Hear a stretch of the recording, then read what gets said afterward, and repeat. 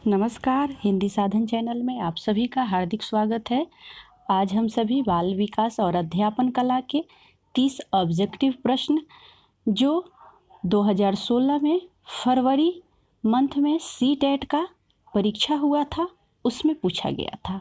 तो इन 30 प्रश्नों को हम सॉल्व करेंगे और यहाँ पे जो कठिन शब्द होगा उसके अर्थ को भी हम जानते हुए आगे बढ़ेंगे।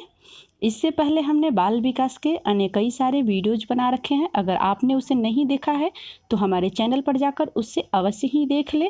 वीडियो को लाइक और शेयर ज़्यादा से ज़्यादा करें, चैनल को सब्सक्राइब कर ले ताकि आने वाला हर नोटिफिकेशन सबसे पहले आपको मिले।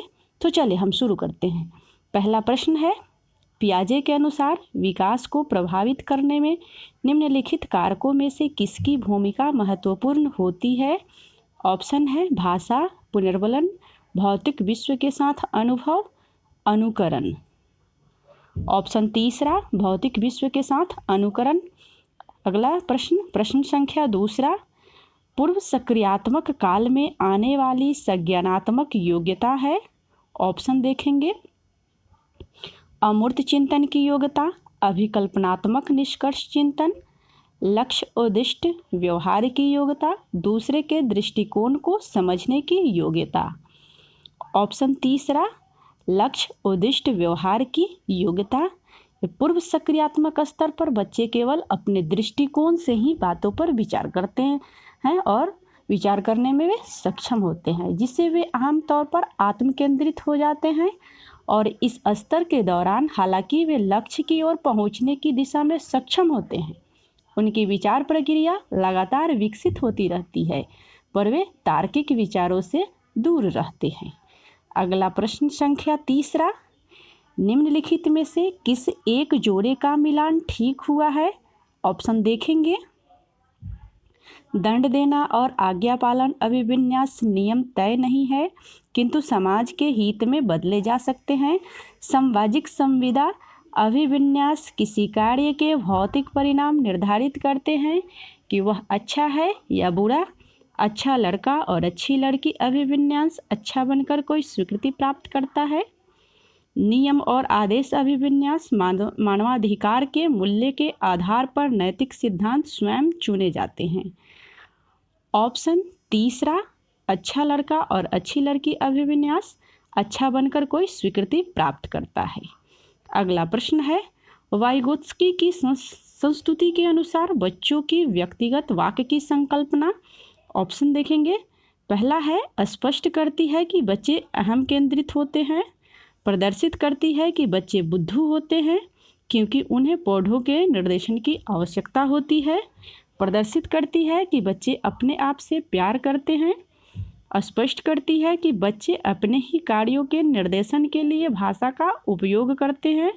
इसका चौथा ऑप्शन सही है, स्पष्ट करती है कि बच्चे अपने ही कार्यों के निर्देशन के लिए भाषा का उपयोग करते हैं।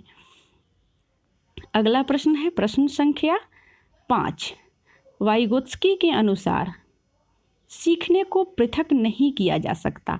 ऑप्शन देखेंगे, उससे सामाजिक संदर्भ से, अवबोधन और अवधारणात्मक प्रक्रियाओं से, पुनर्वलन से, व्यवहार में मापने योग्य परिवर्तन से। ऑप्शन पहला उसके सामाजिक संदर्भ से। सामाजिक अधिगम सिद्धांत के अनुसार लोग एक दूसरे से सीखते हैं। लेओ वाइगोत्स्की ने कहा है कि हम दूसरों के साथ परस्पर बातचीत एवं मेल जोल से सीखते हैं। इस प्रकार अधिगम को सामाजिक संदर्भ से अलग नहीं किया जा सकता। यहाँ पे आपको उत्तर के साथ साथ उसके व्याख्या को, जो मुझे लग रहा है कि थोड़ा सा शायद कठिन हो, आपको समझने में दिक्कत हो, तो उसकी व्याख्या को भी मैं कर रही हूँ। इससे मुझे पूर्ण विश्वास है कि आपका यह कॉन्सेप्ट क्लियर होगा। तो चले अगला प्रश्न है, प्रगतिशील शिक्षा में अपरिहार्य है कि कक्षा कक्ष लोकतांत्रिक होता है और समझने के लिए बच्चों को। अन्य 3 ऑप्शन है, शिक्षक के पूर्व नियंत्रण में होता है जिससे वह अधिनायकतावादी होते हैं, सत्तावादी होते हैं जहां शिक्षक आदेश देता है और शिक्षार्थी चुपचाप अनुसरण करते हैं, सबके लिए मुक्त होता है। तो इसका पहला ऑप्शन सही है कि प्रगतिशील शिक्षा इस बात पर जोर देती है कक्षा को लोकतांत्रिक होना चाहिए। अगला प्रश्न देखेंगे, निम्नलिखित में से कौन सा एक उदाहरण भाषिक बुद्धि वाले व्यक्ति को दर्शाता है? ऑप्शन देखेंगे, शब्दों के अर्थ और क्रम तथा भाषा के विविध प्रयोगों के प्रति संवेदनशीलता, तर्क की दीर्घ श्रृंखलाओं को संभाल सकने की योग्यता, स्वर राग और सुर के प्रति संवेदनशीलता, ध्यान देने और दूसरों से अंतर कर सकने की योग्यता। ऑप्शन पहला, शब्दों के अर्थ और क्रम तथा भाषा के विविध प्रयोगों के प्रति संवेदनशीलता। अगला प्रश्न है, भाषा क्या है? अब देखेंगे इस 4 ऑप्शन में कौन सा ऑप्शन सही है। भाषा विचार प्रक्रिया को प्रभावित नहीं कर सकती है, विचार प्रक्रिया का निर्धारण नहीं कर सकती है, हमारी विचार प्रक्रिया को पूरी तरह से नियंत्रित करती है, हमारी विचार प्रक्रिया को प्रभावित करती है। ऑप्शन चौथा, भाषा हमारी विचार प्रक्रिया का प्रभावित करती है। अगला प्रश्न है प्रश्न संख्या 9। कक्षा 8वीं की एक पाठ्य पुस्तक में इस प्रकार के चित्र है। शिक्षिका एवं घरेलू कार्य करने वाली के रूप में महिला, जबकि डॉक्टर एवं पायलट के रूप में पुरुष। इस प्रकार के चित्रण से बढ़ सकती है या सकता है। ऑप्शन देखेंगे, लिंग रूढ़िबद्धता, लिंग सशक्तिकरण, लिंग भूमिका निर्वाह खेल, लिंग स्थिरता। ऑप्शन पहला, लिंग रूढ़िबद्धता।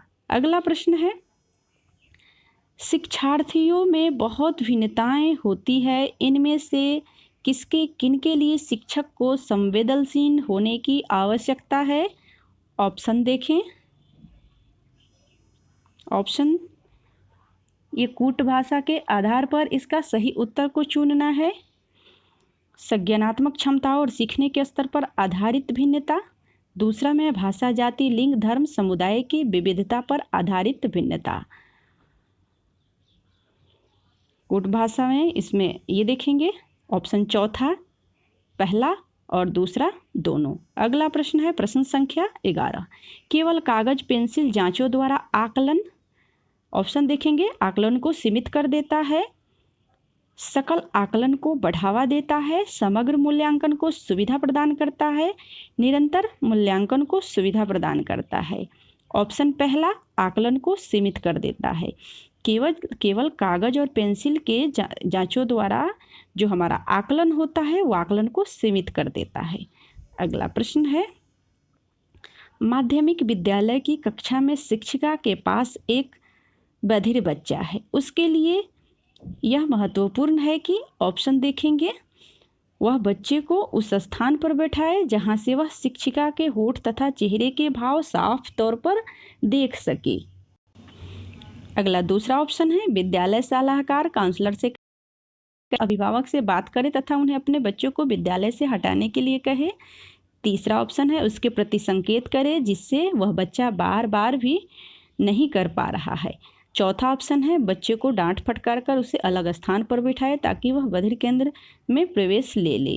ऑप्शन चौथा बिल्कुल गलत। ऑप्शन तीसरा भी गलत है, विद्यालय सलाहकार से भी नहीं कहना है हमें, ये भी ऑप्शन गलत है। ऑप्शन पहला सही है। अगला प्रश्न है प्रश्न संख्या 13। एक शिक्षक समाज में के वंचित वर्ग के बच्चों की आवश्यकताओं को प्रभावपूर्ण तरीके से पूरा कर सकता है। ऑप्शन देखेंगे, उसकी पृष्ठभूमि की अपेक्षा करके तथा उन्हें विद्यालय में कार्य करने के लिए कहकर, कक्ष के प्रत्येक बच्चों की आवश्यकता अनुसार अपना शिक्षण कौशल अपनाकर, उन्हें कक्ष में अलग स्थान पर बिठाकर ताकि वे अन्य बच्चों से मेलजोल कर सके, अन्य बच्चों को वंचित पृष्ठभूमि वाले बच्चों के प्रति सहानुभूति व्यवहार करने के लिए कहकर। इसका उत्तर देंगे आप सभी। ऑप्शन दूसरा, कक्ष के प्रत्येक बच्चों की आवश्यकता अनुसार अपना शिक्षण कौशल अपनाकर। अगला प्रश्न प्रश्न संख्या 14। अधिगम निर्योग्यता वाले बच्चे। ऑप्शन देखेंगे, बहुत बुद्धिमान तथा परिपक्व होते हैं, बहुत सक्रिय होते हैं लेकिन उनकी बुद्धि लब्धि कम होती है, कुछ भी नहीं सीख सकते, अधिगम के कुछ पक्षों से संघर्ष करते हैं। ऑप्शन चौथा, अधिगम के कुछ पक्षों से संघर्ष करते हैं।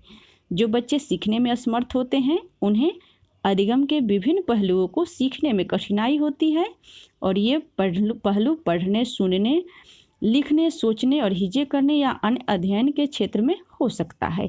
अगला प्रश्न है, शिक्षक बच्चों को सृजनात्मक विचारों के लिए प्रोत्साहित कर सकता है। ऑप्शन देखेंगे सभी।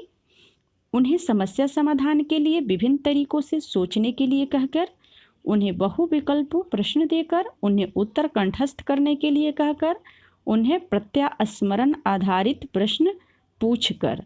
तो ऑप्शन पहला सही है, उन्हें समस्या समाधान के लिए विभिन्न तरीकों से सोचने के लिए कहकर। हमें बच्चों के समस्या समाधान करने के लिए, उन्हें सोचने के लिए और उन्हें उस समस्या का कैसे हल निकाला जाए, इसके लिए उन्हें हर संभव प्रयास करना है कि वे समस्या को समाधान किस तरीके से करें। किसी भी बच्चों को किसी पाठ को या किसी भी विषय से संबंधित कंठस्थ करने के लिए हमें नहीं करना है। हमें याद करने पर ज़्यादा जोर नहीं देना है, बल्कि समझने पर ज़्यादा जोर देना है। अगला प्रश्न है प्रश्न संख्या 16। विशेष आवश्यकता वाले बच्चों के व्यवहार करने के लिए निम्नलिखित दार्शनिक दृष्टिकोणों में से किसका अनुसरण किया जाना चाहिए। ऑप्शन देखेंगे। ऑप्शन है, उन्हें किसी प्रकार की शिक्षा की आवश्यकता ही नहीं, उन्हें समावेशी शिक्षा का और नियमित विद्यालयों में अध्ययन करने का अधिकार प्राप्त है, उन्हें पृथक करके उनकी शिक्षा किसी भिन्न शैक्षणिक संस्थानों में होनी चाहिए, उन्हें केवल व्यावसायिक प्रशिक्षण दिया जाना चाहिए। ऑप्शन देखेंगे। ऑप्शन दूसरा, उन्हें समावेशी शिक्षा का और नियमित विद्यालयों में अध्ययन करने का अधिकार प्राप्त है। अगला प्रश्न है, अधिगमकर्ता केंद्रित विधि का आशय है। ऑप्शन देखेंगे। ये विधियाँ जहाँ अधिगम में अधिगमकर्ता की अपनी पहल तथा प्रयास सम्मिलित होते हैं। दूसरा है, उन विधियों को अपनाना जिसमें शिक्षक मुख्यकर्ता यानी पात्र होता है। तीसरा ऑप्शन है कि शिक्षक अधिगमकर्ता के लिए स्वयं निष्कर्ष निकाल देते हैं। चौथा ऑप्शन है परंपरागत व्याख्यात्मक विधियाँ। इसका ऑप्शन पहला सही है। वे विधियाँ जहाँ अधिगम में अधिगमकर्ता की अपनी पहल तथा प्रयास सम्मिलित होते हैं। अगला प्रश्न है प्रश्न संख्या 18। निम्नलिखित में से कौन सा एक सीखने के लिए प्रमुख है। अर्थ निर्माण, अनुकरण, अनुबंधन, रटकर याद करना। ऑप्शन पहला अर्थ निर्माण। अगला प्रश्न है, पियाजे तथा वाइगोत्स्की के अनुसार एक रचनाकार कक्षा कक्ष में अधिगम। ऑप्शन देखेंगे। शिक्षार्थियों द्वारा स्वयं सृजित किया जाता है, जो कि एक सक्रिय भूमिका निभाता है। शिक्षक द्वारा पुनर्वलन किया जाना है। शिक्षक द्वारा लिखवाया जाता है तथा शिक्षार्थी निष्क्रिय प्राप्तकर्ता होते हैं। चौथा ऑप्शन है उद्दीपक तथा अनुक्रिया के जोरे से होता है। ऑप्शन देखेंगे। पहला ऑप्शन सही है। शिक्षार्थियों द्वारा स्वयं सृजित किया जाता है, जो एक सक्रिय भूमिका निभाते हैं। अगला प्रश्न है प्रश्न संख्या 20। निम्नलिखित में से कौन सा आधारभूत सहायता का एक अच्छा उदाहरण है जिसका आशय है कि समस्या समाधान को तब तक सिखाना जब तक शिक्षार्थी स्वयं न कर सके। ऑप्शन देखेंगे।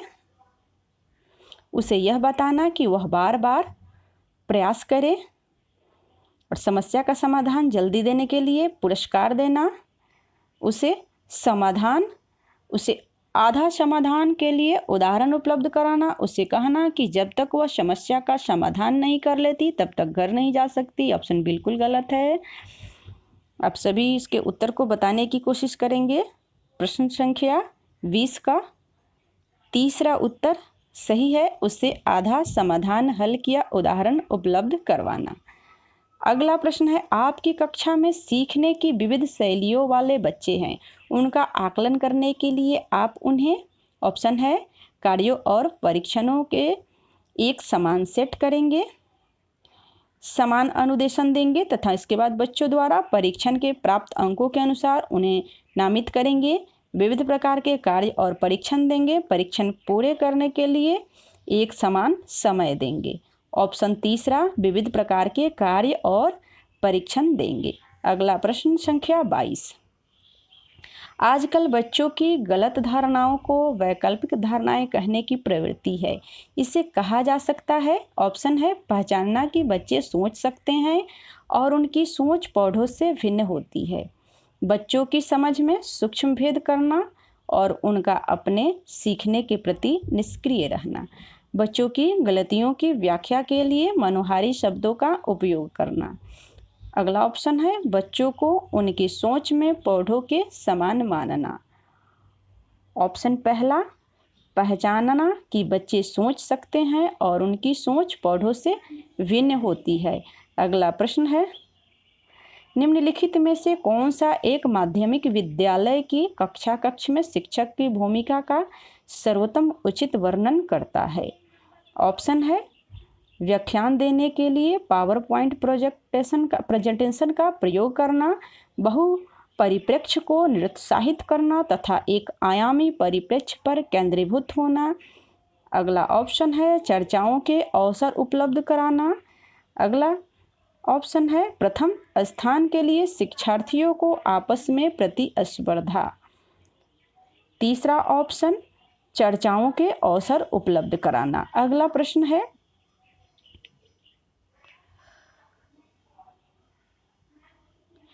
अभिप्रेरणा और अधिगम के बारे में निम्नलिखित में से कौन सा एक कथन सही है।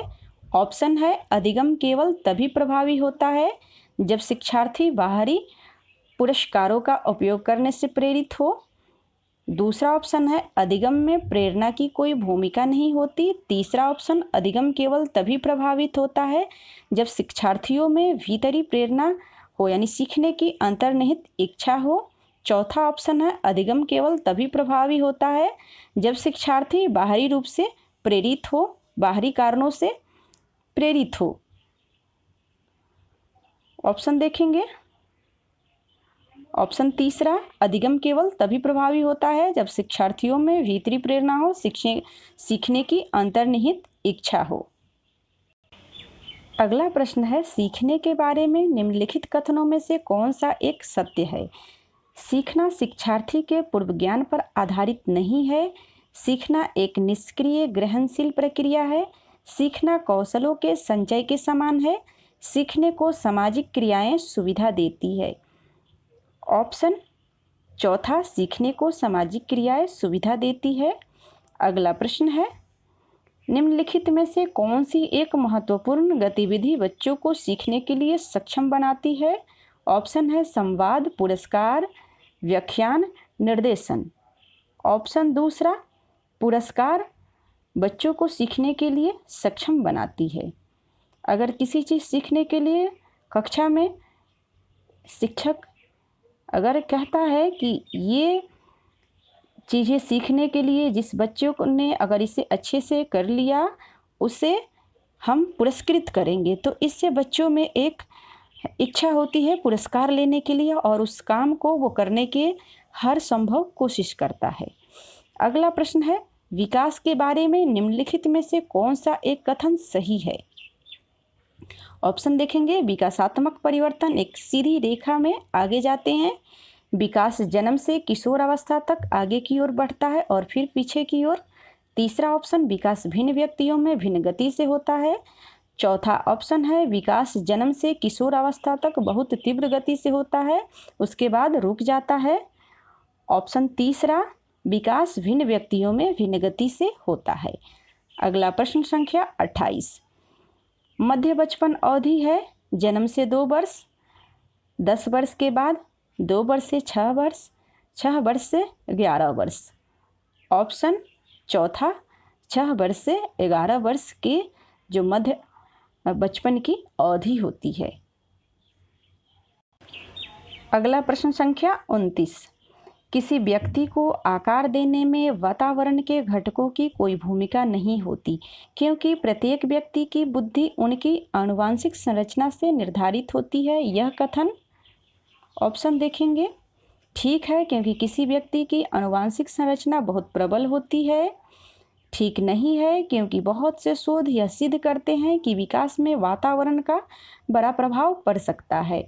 तीसरा ऑप्शन ठीक है, क्योंकि बहुत से शोध यह सिद्ध करते हैं कि आनुवांशिक पदार्थ ही व्यक्ति के विकास की भविष्यवाणी करता है। चौथा ऑप्शन है ठीक नहीं है, क्योंकि वातावरण के घटक किसी व्यक्ति की बुद्धि और विकास में कम योगदान करते हैं। ऑप्शन दूसरा सही है, ठीक नहीं है, क्योंकि बहुत से शोध यह सिद्ध करते हैं कि विकास में वातावरण का बड़ा प्रभाव पड़ सकता है। अगला और अंतिम प्रश्न है, एक प्रक्रिया है जिसके माध्यम से मानव शिशु समाज के सक्रिय सदस्य के रूप में निष्पादन करने के लिए आवश्यक कौशलों का अर्जन करना प्रारंभ करता है। ऑप्शन है समाजीकरण, विकास, सीखना, परिपक्वता।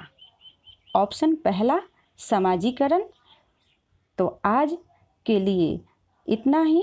आज हमने CTET 2016 फरवरी मंथ के पेपर को हमने सॉल्व किया। ये 300 प्रश्न 2016 के फरवरी महीने में जो CTET एग्ज़ाम हुआ था उसमें आए हुए थे। तो आप इसे अच्छे से ज़रूर देख लें, क्योंकि वो CTET के परीक्षाएं STET और CTET में दोबारा भी आने के चांस रहते हैं। आप सभी को बहुत बहुत धन्यवाद वीडियो देखने के लिए। चैनल को सब्सक्राइब और वीडियो को ज़्यादा से ज़्यादा शेयर और लाइक ज़रूर करें। Thank you.